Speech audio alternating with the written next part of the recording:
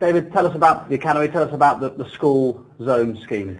I think since we opened the academy, we always wanted to lift it to another level and have fresh ideas. And I think today is obviously the launch of the school zone, which we're very proud of so far. And we've had, I think, 500 teachers actually log on and look at the site and hopefully learning more about the academy and what we teach down there. So, today is the launch of that. With health very much at the forefront. Yeah, without doubt. I think it's such a big thing in our country at the moment, and especially in our country at the moment. And it's always been about that at the academy. It's not just about the football side of it. It's about healthy eating, obviously nutrition, and different things that you can learn down there. So it's about many things. Do you notice it when you come back to the UK? Are we unhealthier than the Spanish, than the Europeans, do you think? No, I wouldn't say we're more unhealthy, but I think it's more sort of out there at the moment. I think there's a lot of focus on it at the moment, and to have a healthy eating plan down at the academy makes me very proud. Are you going to roll this out to where? I mean, what's the end goal for all this?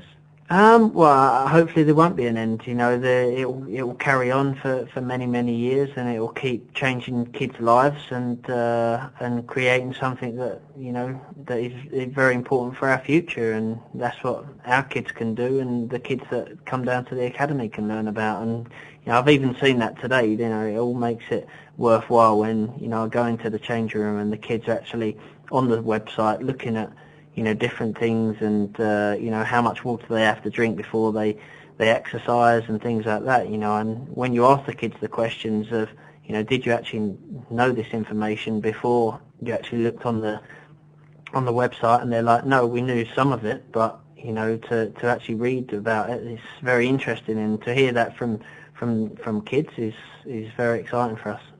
Let's talk about football. England are off this weekend. You're injured, so you couldn't be considered. How hard is it, though, when England do go away and you're not part of it?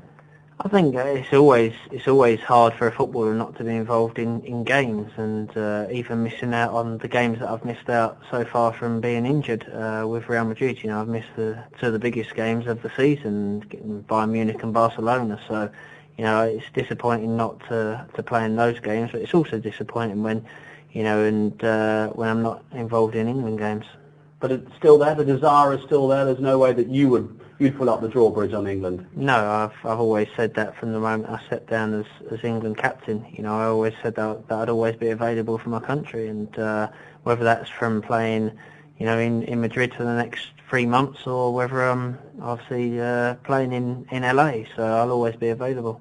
Do you think it's realistic that you could be called up for England playing in the States?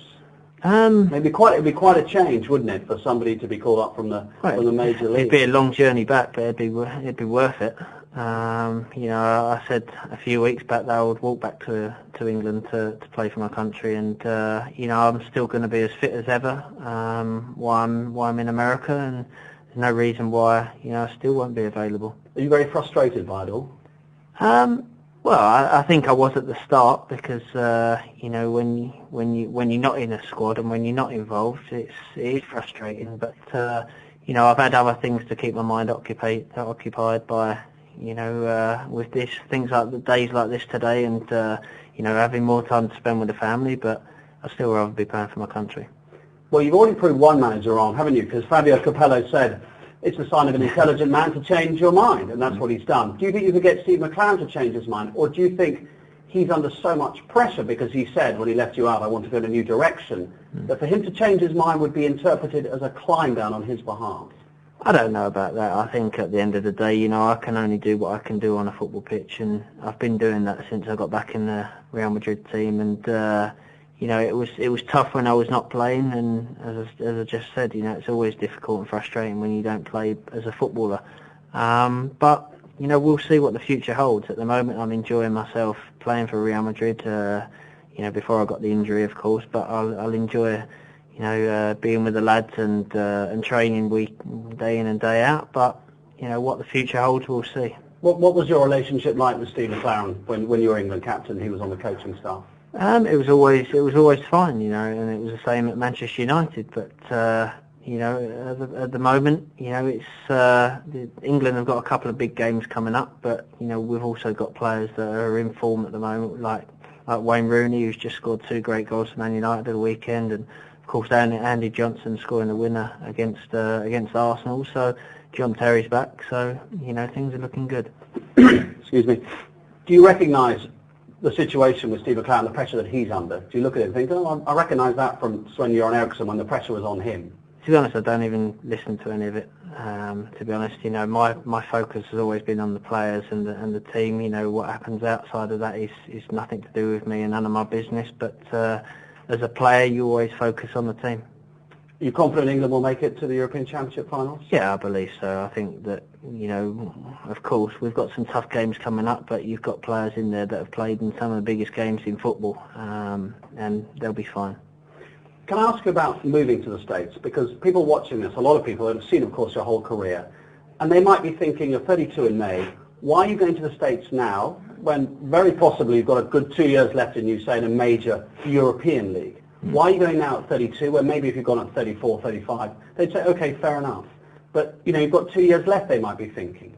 Yeah, well, there's obviously a mixture of opinions out there. You know, some people are saying that I'm going at the right time because my legs have gone, but some people are saying, you know, I can still perform at the highest level for a few more years. And I believe that the latter one is more true than the first one. But I think that, you know, for me, if I'd have gone in 2-3 years' time, then the people in the MLS, people in America would have been looking, saying, you know, he's only coming here for the money. You know, it's not about that. It's about a new, fresh challenge. You know, I've played in top flight football in Europe for 15 years. Played for 2 of the biggest clubs in the world for many years, and I just think that for me as a footballer and for me as a family man, you know, I wanted a fresh challenge for me as a footballer and with the family, and I think that the US one was the one that interested me more than any other offer that I had, and it excited me because I'm not just going there as a football player, I'm going there as an ambassador for the league, as an ambassador for the MLS, and that's what interests me, working with the kids that actually play football from the age of 6-7 years old, and taking them on from further than 14 and 15, when usually in the US that's where they stop and go into other areas. So, you know, my role is not just a football player over there, it's an ambassador, and one that I'm going to really look forward to. But was it a very tight decision? You know, because obviously you love playing in the Champions League, you love playing in the major leagues. Was it very tight between, you know, I could do this for another couple of years, or I want the new challenge? I wanted a new challenge. You know, I think that, you know, I'd played for obviously the biggest club in Spain, in my eyes. I played for the biggest club in England, also in my eyes. You know, I'm a Man United fan. I could never have seen myself wearing any other shirt in the Premiership and playing against Man United and playing at Old Trafford for another team. So, you know, that was that out the window. And then, obviously, I had other options in Italy, and but, you know, I wanted a fresh challenge. And for me, you know, the US was the only option.